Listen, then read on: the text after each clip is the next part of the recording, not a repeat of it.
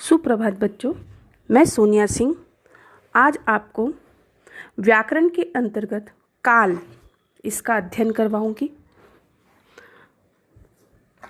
काल, जिसे इंग्लिश में टेंस कहते हैं, काल का अर्थ हम पहले समझ लेंगे। जैसे नाम से ही प्रतीत होता है, काल का अर्थ होता है समय। क्रिया के जिस रूप से कार्य के होने के समय का पता चले उसे काल कहते हैं।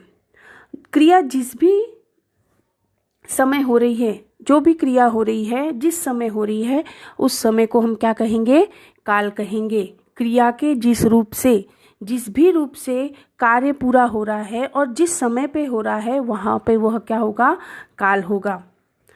क्रिया और काल यह अभिन्न संबंध है, क्योंकि प्रत्येक क्रिया, काल या घटना का अपना एक निश्चित समय होता है। क्रिया और काल को हम अलग नहीं कर सकते, ये इनमें अभिन्न संबंध है। अभिन्न मतलब कभी अलग नहीं होने वाला, क्योंकि प्रत्येक क्रिया यह कार्य या घटना के लिए एक निश्चित समय पे होता है। आप जो भी कार्य करते हैं वह एक निश्चित समय पर ही करते हैं। जैसे कि हम उदाहरण देखेंगे, रमेश कल दिल्ली जाएगा, तो रमेश दिल्ली गया, यह एक पर्टिकुलर समय पे गया है, तो यह किस में होगा? काल में आएगा। बच्चे मैदान में खेल रहे हैं, यह भी एक निश्चित समय पे बोला जा रहा है कि बच्चे अभी क्या कर रहे हैं? मैदान में खेल रहे हैं। वह खाना खाता है, वो खाना खाता है नहीं, वो बता रहा है कि उसने खाना खा लिया था, वो खाना हमेशा खाता है। सुनील गीता पढ़ता है, अब सुनील यह हमेशा गीता पढ़ता है, यह भी एक निश्चित समय पर हुआ है, इसलिए यहाँ पर क्या होगा? यह काल में गिना जाएगा। मैडम पढ़ा रही थी, यह भी क्या है? काल है। तो इसे हम अच्छे तरीके से समझ सकते हैं कि काल का अर्थ होता है समय, और समय जिस भी क्रिया, कार्य जिस भी समय पर होती है, वह समय क्या हो जाता है? वहाँ उसका काल हो जाता है।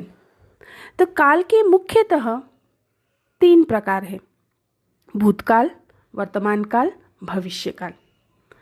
हम इसे विस्तार से देखते हैं। काल के प्रकार: भूतकाल, वर्तमान काल, भविष्य काल। भूतकाल जो क्रिया हो चुकी है उसे हम क्या कहते हैं? भूतकाल।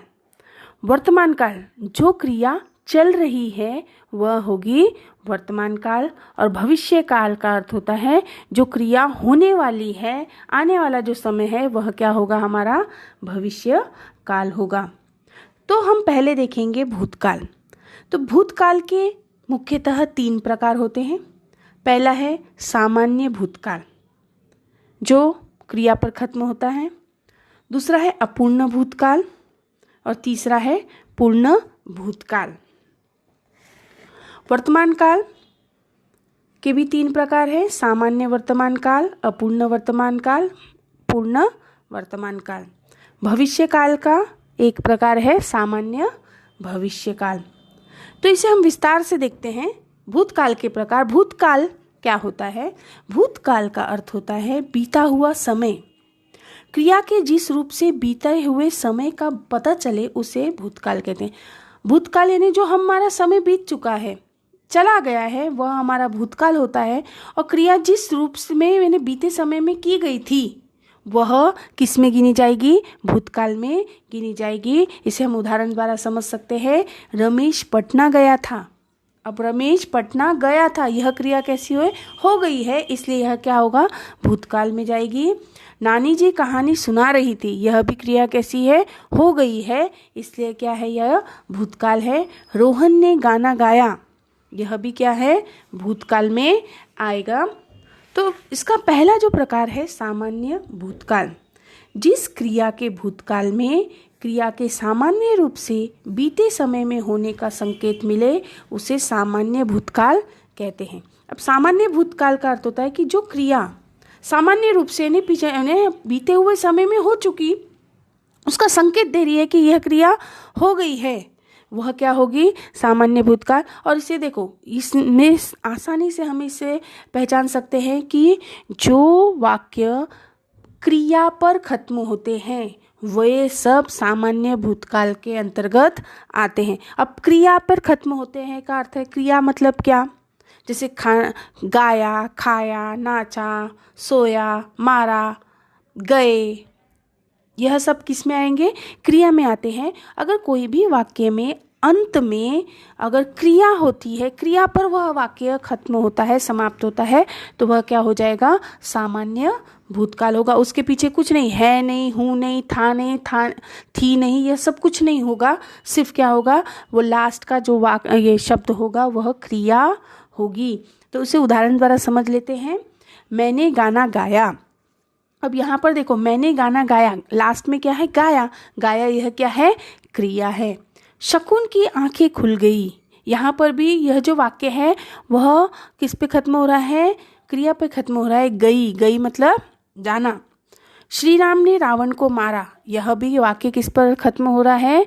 यह क्रिया पर खत्म हो रहा है, इसलिए यह क्या होगा? सामान्य भूतकाल। सामान्य भूतकाल पहचानना बहुत आसान है कि जो वाक्य के अंत में अगर वह क्रिया आती है या जो वाक्य क्रिया पर खत्म होते हैं वे सामान्य भूतकाल होते हैं। दूसरा प्रकार है अपूर्ण भूतकाल। अपूर्ण भूतकाल नाम से ही है, अपूर्ण, अपूर्ण मतलब पूरा नहीं होने वाला। तो क्रिया के जिस रूप से यह पता चलता है कि जो क्रिया भूतकाल में शुरू हुई थी परंतु वह क्रिया पूर्ण नहीं हुई, उसे अपूर्ण भूतकाल कहते हैं। अब देखिए, जो क्रिया हमने भूतकाल में शुरू की थी परंतु वह भूतकाल में पूरी नहीं हुई, उसे हम क्या कहते हैं? अपूर्ण भूतकाल कहते हैं। अपूर्ण भूतकाल की पहचान हम कर सकते हैं कि वाक्य में रहा था, रही थी और रहे थे यह लगा होगा तो आप पहचान सकते हैं कि यह अपूर्ण भूतकाल है। उदाहरण के द्वारा हम समझेंगे। मोहन मैदान में घूम रहा था। अब इस वाक्य में मोहन मैदान में घूम रहा था मतलब वो घूमने गया, वो घूम ही रहा था, उसकी क्रिया भी पूर्ण नहीं हुई। लास्ट में क्या दिया है? रहा था। बच्चे खेल रहे थे, यह भी बच्चे यहाँ पर क्रिया शुरू हुई है परंतु वह क्रिया खत्म नहीं हुई है, रहे थे। इमारत की दीवार उठ रही थी, यहाँ पर भी कैसा है? इमारत की दीवार बन रही थी, यानी पूरी तरीके से बनी नहीं थी, इसलिए यहाँ पर लास्ट में क्या दिया है? रही थी। तो जिसमें भी लास्ट में रहा था, रही थी और रहे थे रहा, तो वह क्या हो जाएगा? अपूर्ण भूतकाल हो जाएगा। तीसरा जो प्रकार है भूतकाल का, पूर्ण भूतकाल। पूर्ण भूतकाल का नाम ही देखो, पूर्ण भूतकाल। पूर्ण मतलब पूरा, पूरी क्रिया हो जाना।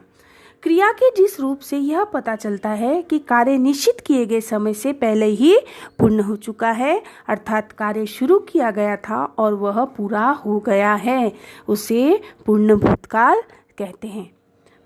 इसका अर्थ है जैसे क्रिया, जो भी क्रिया चालू हुई थी भूतकाल में और वह निश्चित समय के पहले ही वह क्रिया खत्म हो गई, अर्थात जो क्रिया हमारी शुरू हुई थी वह पूरी तरीके से हो गई है, पूर्ण हो गई है, इसलिए वह क्या हो जाएगी? पूर्ण भूतकाल हो जाएगी। पूर्ण भूतकाल को हम बहुत आसानी से पहचान सकते हैं कि वाक्य के अंत में था, थी, थे यह रहेगा तो वह क्या हो जाता है? पूर्ण भूतकाल हो जाता है। जैसे कि वह दिल्ली गया था। अब देखो, वह दिल्ली गया था, ये क्रिया हो चुकी, वह गया था, तो लास्ट में क्या दिया है? था। उसने श्याम को मारा था, वो भी क्या है? उसने मारा था, तो यहाँ पे था दिया हुआ है। बच्चे मैदान में खेलते थे, यह भी क्रिया कैसी है? बीत गई है, पूरी हो चुकी है कि बच्चे मैदान में खेलते थे, तो यहाँ पर थे दिया है। तो पूर्ण भूतकाल को पहचानने का सबसे आसान तरीका है कि वाक्य के लास्ट में था, थी, थे रहेगा। अब काल का दूसरा प्रकार है वर्तमान काल। वर्तमान काल मतलब कि प्रेजेंट टेंस, मतलब जो क्रिया चल रही है। क्रिया के जिस रूप से यह पता चले कि काम अभी चल रहा है उसे वर्तमान काल कहते हैं। अब देखिए, जो क्रिया चल रही है, क्रिया के जिस भी रूप से, जिस भी वाक्य से हमें यह पता चलता है कि वह कार्य अभी पूरा नहीं हुआ है, वह अभी सतत चल रहा है, वह क्या होता है? वर्तमान काल होता है। जैसे कि राम अभी अभी आया है, यह भी क्रिया है, अभी खत्म नहीं हुई है, अभी अभी आया है। पुजारी पूजा कर रहा है, अभी वो पूजा कर रहे हैं, वो क्रिया कैसी है? चल रही है। राजू गाना गाता है, यह भी क्रिया क्या? राजू गाना गा रहा है, वह कैसी है? वह क्रिया सब चल रही है, इसलिए यह क्या है? वर्तमान काल है। तो वर्तमान काल का सबसे पहला प्रकार है सामान्य वर्तमान काल। जिस क्रिया के रूप से कार्य की पूर्णता और अपूर्णता का पता न चले उसे सामान्य वर्तमान काल कहते हैं। अब सामान्य वर्तमान काल का अर्थ होता है कि जो भी क्रिया हो रही है वो पूरी हुई या नहीं हुई, इससे हमें कुछ भी नहीं पता चलता है, तो वह सामान्य वर्तमान काल में होता है। देखो, इसको पहचानने का बहुत आसान तरीका है। हम परिभाषा के द्वारा न समझकर उसको सूत्र किस प्रकार से लगाया जाएगा और उसे किस प्रकार से हम पहचान कर सकते हैं। तो वाक्य के अंत में ता, ती, ते यह रहता है, उसके बाद में है या हूँ अगर रहेगा तो वह क्या हो जाएगा, सामान्य वर्तमान काल। यानी कि ता प्लस है या फिर ता प्लस हूँ, ती प्लस है या फिर ती प्लस हूँ, या फिर ते लगा हुआ रहेगा और लास्ट में है लगेगा। ते के साथ हूँ कभी नहीं लगता, क्योंकि हूँ यह एक वचन शब्द है, एक व्यक्ति के लिए लगता है, और ते यह बहुवचन है और यह बने यहाँ पर हूँ नहीं लगेगा। तो इसे हम कैसे पहचान सकते हैं? मुझे बच्चे अच्छे लगते हैं। देखो, लगते हैं तो यहाँ पे है दिया हुआ है तो यह वर्तमान काल हुआ। ते लगा हुआ है इसलिए वह क्या हो जाएगा, सामान्य वर्तमान काल। सीता मन लगाकर पढ़ती है, ती प्लस है लगा हुआ है यहाँ पे, पढ़ती है, तो यह भी क्या हो जाएगा, सामान्य वर्तमान काल हो जाएगा। मैं रोज 6 बजे उठता हूँ। यहाँ पे देखो, उठता हूँ, उठता ता के साथ क्या लगा हुआ है, हूँ। यहाँ मैं लगा है, एक वचन शब्द है इसलिए यहाँ पे उठता हूँ लगा हुआ है, तो यहाँ पर क्या हो जाएगा, सामान्य वर्तमान काल। सामान्य वर्तमान काल को पहचानने का सबसे आसान तरीका ता, ती, ते, उसके साथ में प्लस है या हूँ यह लगा हुआ रहेगा तो हम उसे आसानी से पहचान सकते हैं। उसके बाद में दूसरा प्रकार है वर्तमान काल का अपूर्ण वर्तमान काल। नाम से ही है अपूर्ण वर्तमान काल, मतलब जो क्रिया वर्तमान में शुरू हुई थी परंतु वह अभी खत्म नहीं हुई, वो चल रही है वो क्रिया, वह होते हैं अपूर्ण वर्तमान काल। अपूर्ण का अर्थ होता है अधूरा। क्रिया के जिस रूप से कार्य के लगातार होने का पता चलता है उसे अपूर्ण वर्तमान काल कहते हैं।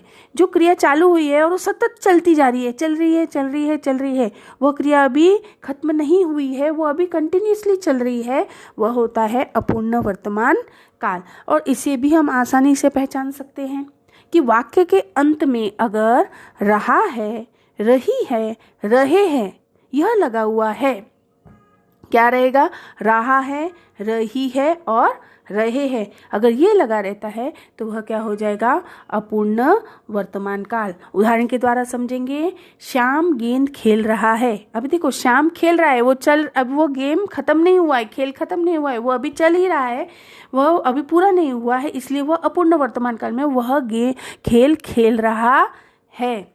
अनीता नाच रही है, यह भी अभी क्या है, वो क्रिया चल रही है, नाच रही है, रही है, यह अपूर्ण वर्तमान काल में आएगा। बच्चे पाठशाला जा रहे हैं, यह भी किस में आएगा, अपूर्ण वर्तमान काल में आएगा। तो अपूर्ण वर्तमान काल को पहचानने के लिए वाक्य के अंत में रहा है, रही है और रहे हैं लगा हुआ होता है, तो वह अपूर्ण वर्तमान काल होता है। तीसरा प्रकार है वर्तमान काल का पूर्ण वर्तमान काल। पूर्ण वर्तमान काल मतलब क्रिया यह खत्म हो गई।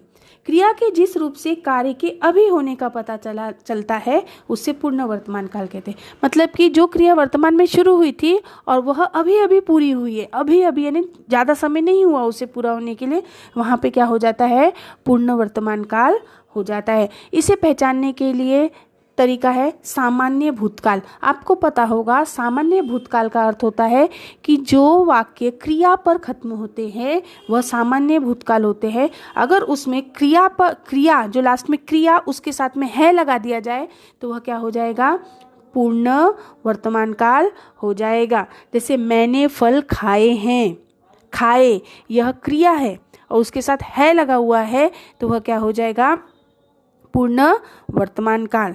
मोहन ने पत्र लिखा है, लिखा यह सामान्य भूतकाल है, क्रिया पर खत्म हो रहा है वाक्य, परंतु उसमें है लगा हुआ है इसलिए वह क्या हो जाएगा, पूर्ण वर्तमान काल।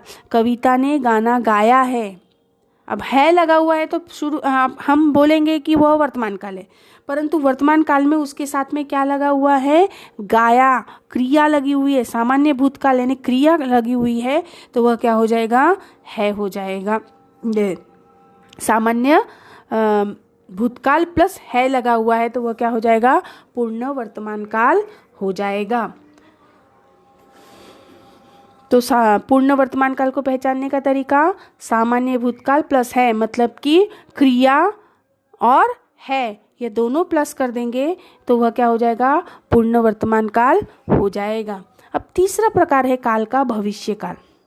क्रिया के जिस रूप से क्रिया के आने वाले समय में पूरा होने का पता चलता है उसे भविष्य काल कहते हैं। आपको पता है भविष्य काल मतलब कि फ्यूचर टेंस, आने वाला समय। क्रिया के जिस भी रूप से हमको ये पता चलता है कि यह क्रिया भविष्य में होने वाली है वह होगा भविष्य काल। और भविष्य काल का एक ही प्रकार है सामान्य भविष्य काल। क्रिया के जिस रूप से क्रिया के सामान्य रूप का भविष्य में होने का पता चलता है उसे हम सामान्य भविष्य काल कहते हैं। यानी क्रिया के जो भी रूप है, सामान्य जो रूप है उसका हमको यानी क्रिया आगे वाले समय में होने वाली है इसका पता चलता है तो वह हो जाता है सामान्य भविष्य काल। और सामान्य भविष्य काल को पहचानने के लिए सबसे आसान तरीका है कि वाक्य के अंत में गा, गी और गे अगर यह होता है तो वह क्या हो जाएगा, सामान्य भविष्य काल हो जाएगा।